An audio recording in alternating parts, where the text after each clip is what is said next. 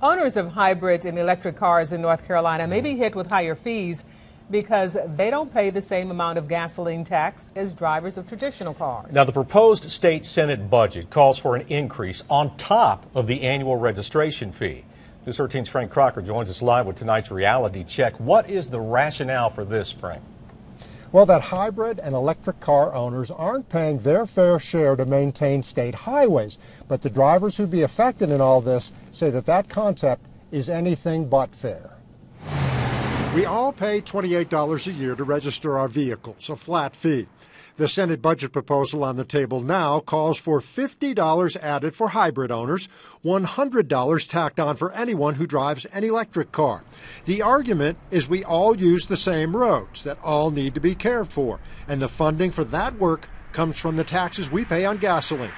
People who drive these buy less gas, and from a budgetary standpoint, it's simple. I know we have to get revenue somehow, but I don't think going after hybrid owners or electric vehicle owners is the right way to going. But it's not all about budgets in the world of carbon footprints. I think we are contributing by driving cars that guzzle less gas. And so I think that's a positive, and I think it shouldn't be penalized.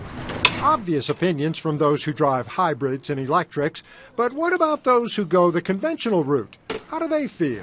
I think it's the luxury of having a hybrid, is for it to be gas efficient. It shouldn't be no additional taxes added on just because you're buying a hybrid. I feel like it's more fair because those of us that have chosen not to drive a hybrid for lots of reasons still have to bite the bullet. We still have to pay our transportation taxes. So, therefore you're kind of sharing with the expense. But for the people who stand to lose, it's unanimous. It is unfair because we're trying to save money, we're trying to help the environment, so why charge us more for just doing the right thing?